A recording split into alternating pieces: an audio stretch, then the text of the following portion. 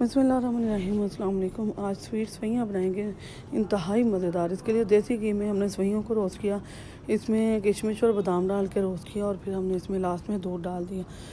दूध हमने ये सवैयाँ और दूध उसके हिसाब से डाला है हमने, सवैयों के हिसाब से।